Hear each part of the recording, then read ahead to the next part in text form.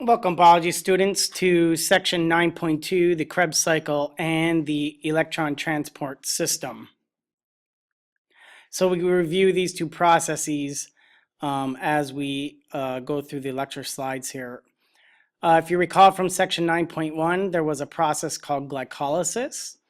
Glycolysis took place in the cytoplasm of the cell. Essentially, it was the sugar splitting process where we had a glucose molecule come in, and that split, and the end product of that process was a molecule of pyruvate. And basically what determines the fate of pyruvate after glycolysis is dependent upon whether oxygen gas is available or not. We already looked at what happens when oxygen gas is not available. That would be anaerobic respiration or fermentation. And there were two types of fermentation. In this section of the textbook, we are going to look at what happens when oxygen is available. And this would be aerobic respiration or cellular respiration. So oxygen is required for the final steps of cellular respiration. Because the pathways of cellular respiration require oxygen, it is called an aerobic pathway, or we call it aerobic respiration. So a key concept is what happens during the Krebs cycle. What is the importance of the Krebs cycle?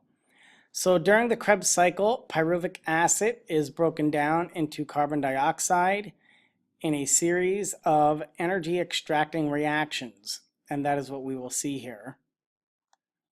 So the Krebs cycle begins when pyruvic acid produced by glycolysis enters the mitochondria.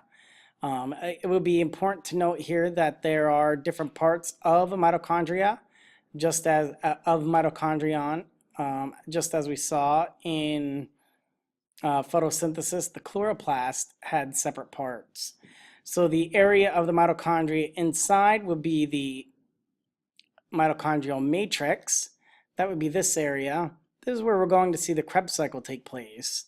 And then there's also the inner membrane of the mitochondria, and that inner membrane of the mitochondria has foldings called cristae. So the inner membrane, because it is a membrane, that is where we're going to see the electron transport chain take place. So glucose is going to enter into the mitochondria, or not glucose, my apologies.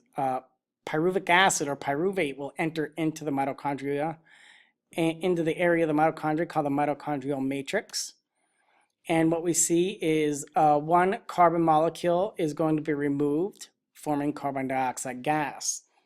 Carbon dioxide gas is a product of cellular respiration, so we release that into the air. You know that you do this because it's what we exhale as we breathe. And electrons are going to be removed, changing NAD plus to NADH. So we see that right there. Essentially then what happens is pyruvate with coenzyme A joins to two carbon forming molecule called acetyl-CoA. This is the part of the reaction that we call the transition step. So it's going to be that part then, the acetyl-CoA, that is going to enter into the Krebs cycle. So what happens there is coenzyme A basically forms acetyl-CoA, and that is going to enter into the Krebs cycle. So acetyl-CoA then adds 2-carbon acetyl group to a 4-carbon compound, and what we form there is citric acid. Citric acid is another name for the Krebs cycle. We call it the citric acid cycle. And from this point on, what will happen is citric acid will be broken down into a 5-carbon compound and then into a 4-carbon compound. And as we see that happening, we are going to get out carbon dioxide molecules and a little bit of ATP and, most importantly, electron carrier molecules. So 2 more molecules of carbon dioxide are released, and electrons join to form NAD plus and FAD, H2. So electrons are going to join to NAD plus and FAD to form NADH and FADH2. So there are carbon dioxide molecules coming off. There are the NADHs and FADH2s. Now recall that after glycolysis takes place, there are two pyruvate molecules. So this step, including the transition step that you saw beforehand, would occur twice, one for each pyruvate. So in one turn of the Krebs cycle, we get out 3 NADH molecules and one FADH2. In addition, we get one molecule of ATP being generated. So ATP is going to be that usable energy in the cell. So if we add it up all together, 2 turns of the cycle, we are going to end up with a total of 6 NADH molecules, 2 ATP molecules, and 2 FADH2 molecules. The energy tallied from 1 molecule of pyruvic acid is 4 NADH. That's incorrect. It should be 3 NADH, 1 FADH2,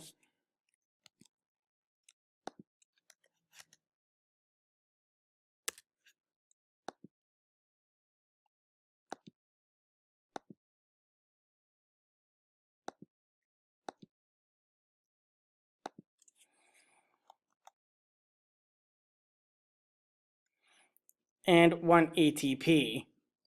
How are high energy electrons used by the electron transport chain then?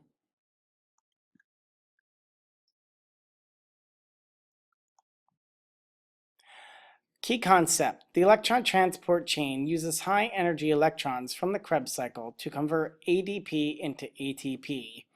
So the electron transport chain is coupled to chemiosmosis.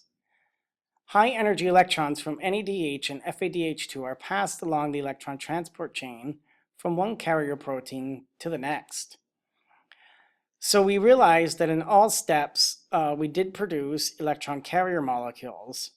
The bulk of those electron carrier molecules came out of the Krebs cycle, which is the main function of the Krebs cycle. Up to this point, we have produced very little ATP. We produced 2 ATP net yielded from glycolysis and 2 net yielded ATP from the Krebs cycle. Now, each of those NADH and FADH2 molecules are going to come into the ETS system. And for every NADH molecule that comes into the system, we are going to produce 3 ATPs. For every FADH2 molecule that comes into the system, we are going to produce 2 ATPs. We produce those ATPs by extracting the electrons from those electron carrier molecules. At the end of the chain, an enzyme combines with these electrons with hydrogen ions and oxygen to form water. This is why it is important that oxygen is available for aerobic respiration, because oxygen is going to be the final electron acceptor. And when oxygen comes in to pick up those electrons, it also picks up those hydrogen ions, and you form the water molecule. Like carbon dioxide, water is a byproduct of cellular respiration. As the final electron acceptor of the electron transport chain, oxygen gets rid of the low energy electrons and hydrogen ions. When 2 high energy electrons move down the electron transport chain, recall that their energy is going to be used to move hydrogen ions across the membrane. So the energy extracted from those electrons moves hydrogen ions across the membrane to establish a hydrogen ion concentration gradient. So they are going to move up into the intermembrane space. Remember that this is a form of active transport. During the electron transport, hydrogen ions build up in the intermembrane space, so it is positively charged.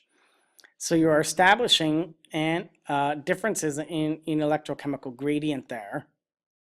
On the other side of the membrane, from which those hydrogen ions are taken, is now a negatively charged region. The inner membrane of the mitochondria contains a protein spheres called ATP synthases. As hydrogen ions escape through the channels into these proteins, ATP synthase is going to spin. As it rotates, the enzyme grabs a low-energy ADP, attaching a phosphate group, forming a high-energy ATP molecule. Chemiosmosis. So the totals. Glycolysis produces just 2 ATP molecules per molecule of glucose. The complete breakdown of glucose through cellular respiration, including glycolysis, results in the production of 36 molecules of ATP. If you add them all together, here you have a summary chart. So from 1 glucose in glycolysis, we get 2 ATP. We also get 2 NADHs.